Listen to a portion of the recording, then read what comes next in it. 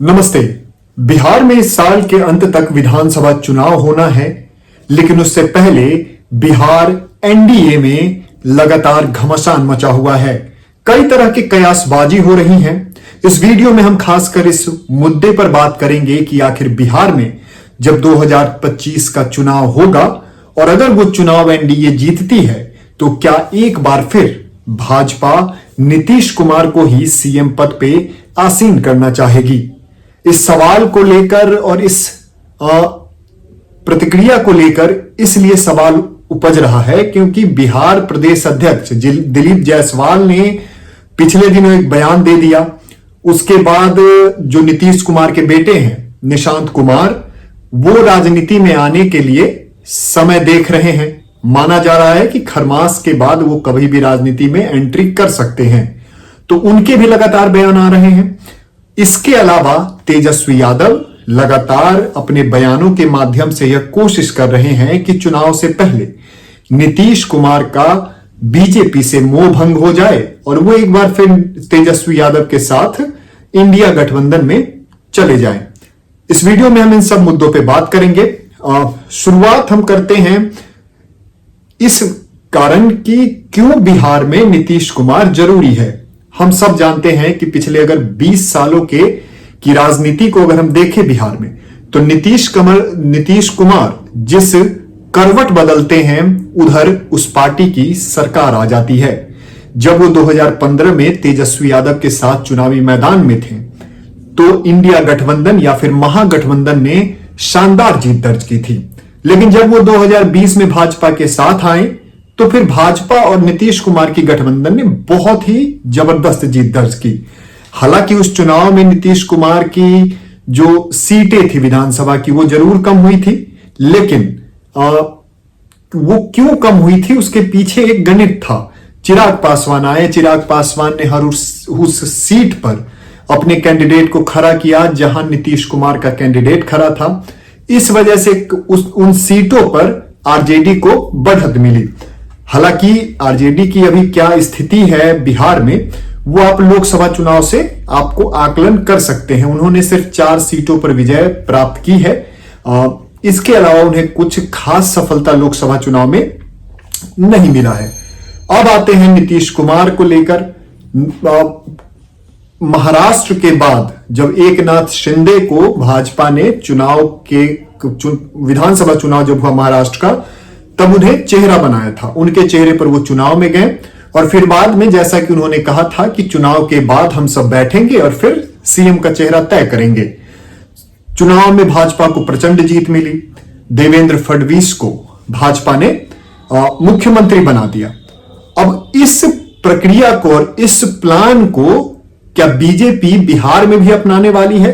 इसके संकेत जरूर मिल रहे हैं। दिलीप जायसवाल जो कि भाजपा प्रदेश अध्यक्ष हैं, उनका एक बयान सामने आया। विधानसभा की कार्रवाई चल रही थी, उससे पहले उन्होंने मीडिया से बात करते हुए एक बयान दिया कि नीतीश कुमार के चेहरे पे हम बिहार विधानसभा चुनाव लड़ेंगे, लेकिन उसके बाद हमारा संसदीय दल बैठेगा और फिर वो सीएम चेहरे को लेकर जीत के बाद वो तय करेगा कि किसे मुख्यमंत्री बनाना है।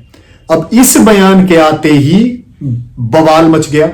खासकर आरजेडी मजे लेने लगे। आरजेडी ये लंबे समय से कहती आ रही है कि बिहार में भाजपा महाराष्ट्र के तर्ज पर ही सीएम अपना बनाने की फिराक में है।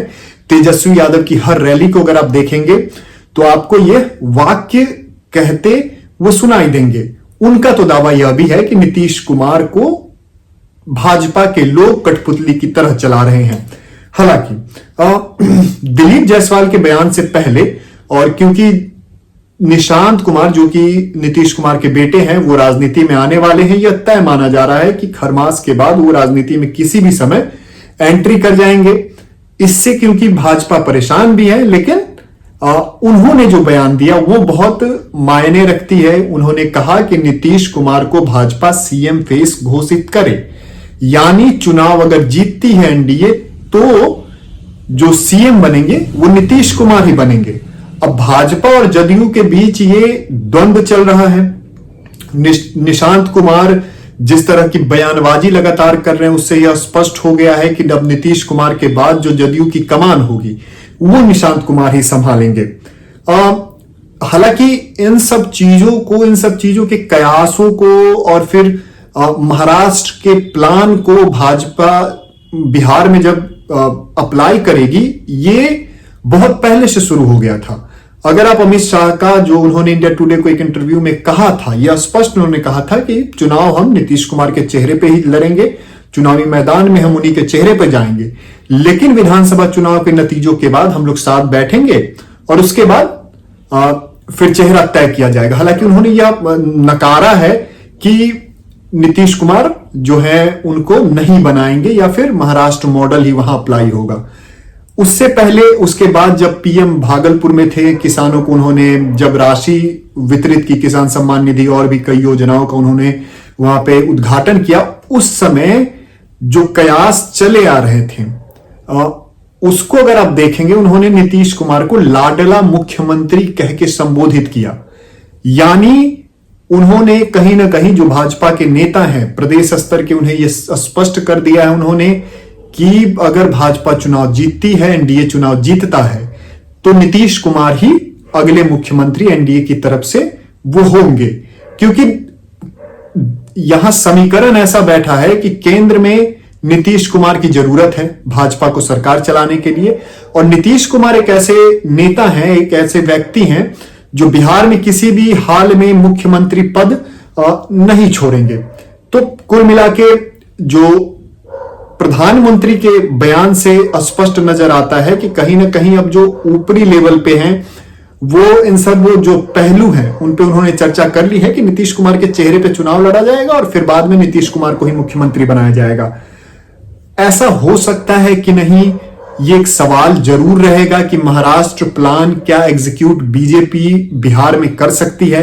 लेकिन जैसा कि अभी का माहौल है, ऐसा जरूर हो सकता है कि नीतीश कुमार को राष्ट्रपति उपराष्ट्रपति बना दें, वहां भाजपा अपना सीएम बना ले।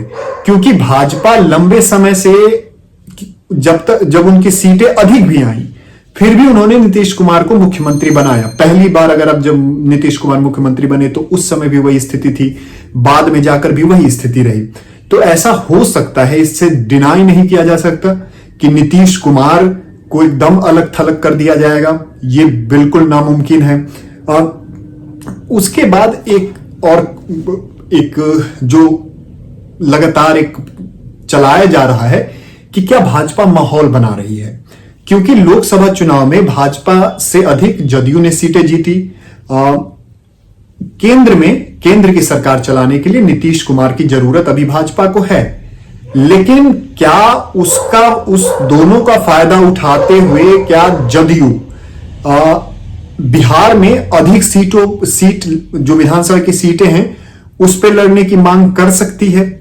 अगर शायद भाजपा इसी के लिए यह माहौल बनाने में जुटी हुई है कि कम से कम बराबरी की सीटें या फिर जदयू से अधिक सीटें, क्योंकि आपने अभी अगर मंत्रिमंडल विस्तार देखा होगा तो जिन 7 विधायकों को मंत्री बनाया गया है वो भाजपा के थे।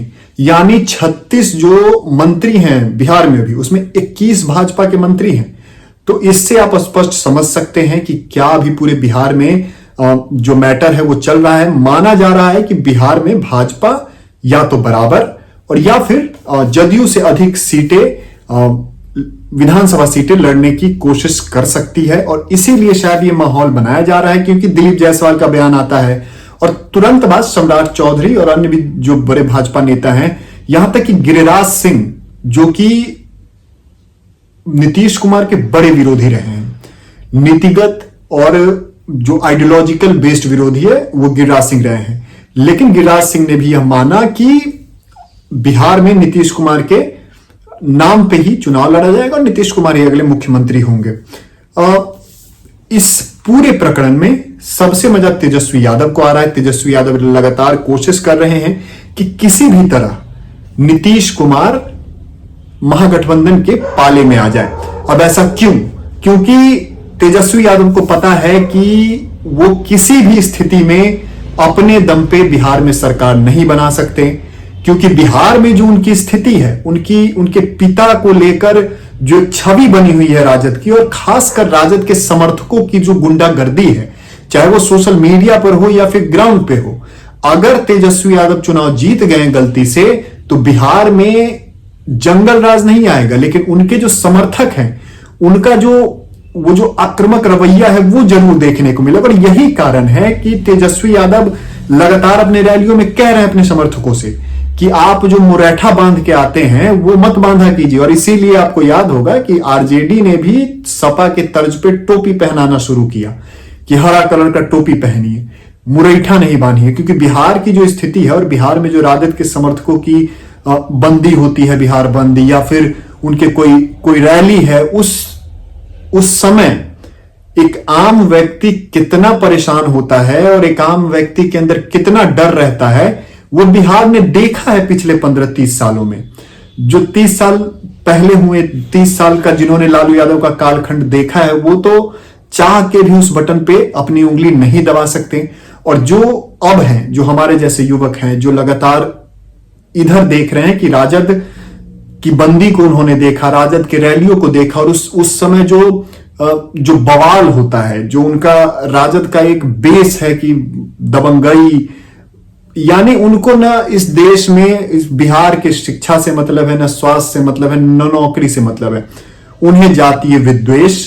क्योंकि किसी का सामाजिक न्याय करना गलत नहीं है, जो समाज में सामाजिक स्थिति से पीछे हैं उनको आप आगे बढ़ाइए, और ये जरूरी है किसी भी देश या फिर किसी भी राज्य के विकास के लिए। लेकिन आप उस सामाजिक न्याय के नाम पे अगर आप जातीय नरसंहार को बढ़ावा देंगे, जातीय विद्वेष को बढ़ावा देंगे, और जो आरजेडी के जो समर्थक हैं और सोशल मीडिया पर जो लगातार इन सब चीजों पे बोलते रहते हैं, अपने नेता के तारीफ में लिखते रहते हैं, उनके अगर फीड पे आप जाएंगे तो आपको उनकी मानसिकता समझ आ जाएगी कि भले ही तेजस्वी यादव सब समाज की पार्टी होने की बात करते हैं, लेकिन अभी भी उनके जो समर्थक हैं और जिनकी वजह से वो हैं वहां, उनकी मानसिकता अभी भी वही है। वो सामाजिक न्याय के नाम पे जातीय विद्वेष फैलाना चाहेंगे। उन्हें बिहार के शिक्षा, स्वास्थ्य, नौकरी से कोई मतलब नहीं होगी। भले ही, क्योंकि अब तो वो लगातार अपने रैलियों में दिल्ली, हरियाणा, महाराष्ट्र के तर्ज पे, मध्य प्रदेश के तर्ज पे 2500 रुपए महिलाओं को देने का वादा कर रहे हैं। उसके अलावा भी कई तरह के वादे कर रहे हैं कि हम सरकार में आएंगे तो ये काम करेंगे। लेकिन साथ ही उन्हें ये डर है, और ये उनके पिता को भी डर है। इसीलिए लालू प्रसाद यादव ने पिछले महीने, अगर आपको उनके बयान याद होंगे, तो उन्होंने स्पष्ट कहा था कि नीतीश कुमार को अब महागठबंधन में आ जाना चाहिए। और अगर नीतीश कुमार का मन बदलता है अचानक से और वो अगर महागठबंधन में आ जाते हैं, तो लालू यादव बिना किसी शर्त के कह देंगे कि हाँ, हम नीतीश कुमार को मुख्यमंत्री बनाने को तैयार है। भले ही तेजस्वी यादव इन सब चीजों को नकार रहे हैं, लेकिन बिहार की राजनीति पिछले 10 वर्षों और 15 वर्षों में जैसी रही है, उससे यह स्पष्ट है कि नीतीश कुमार सच में सबके हैं। और जो पलटू राम का जो टैग नीतीश कुमार पे लगा है, वो टैग भाजपा पे भी है और वो राजद पे भी है, क्योंकि सब लोग, तीनों पार्टियां आपस में अपने हिसाब से, अपने अच्छे के लिए लगातार पलटते रहते हैं। तो इसीलिए यही कारण है कि तेजस्वी यादव लगातार यह कोशिश कर रहे हैं कि किसी भी तरह वो आ जाए। और इसीलिए निशांत कुमार की जब आने की बात चल रही है बिहार की राजनीति में, तो तेजस्वी यादव के मुंह से लगातार यह निकल रहा है कि निशांत कुमार हमारे पार्टी में आ जाए, निशांत कुमार को जदयू ज्वाइन करना चाहिए। कभी वो कहते हैं हमारे पार्टी में आ जाए निशांत कुमार, यह भी कहते हैं कि वो जब आएंगे तो भाजपा से जदयू का गठबंधन टूट जाएगा। तो लगातार वो अफवाह फैलाने की भी कोशिश कर रहे हैं, दूसरी ओर नीतीश कुमार को गाली देने की भी कोशिश कर रहे हैं कि नीतीश कुमार की मानसिक स्थिति ठीक नहीं है, ब्ला ब्ला ब्ला।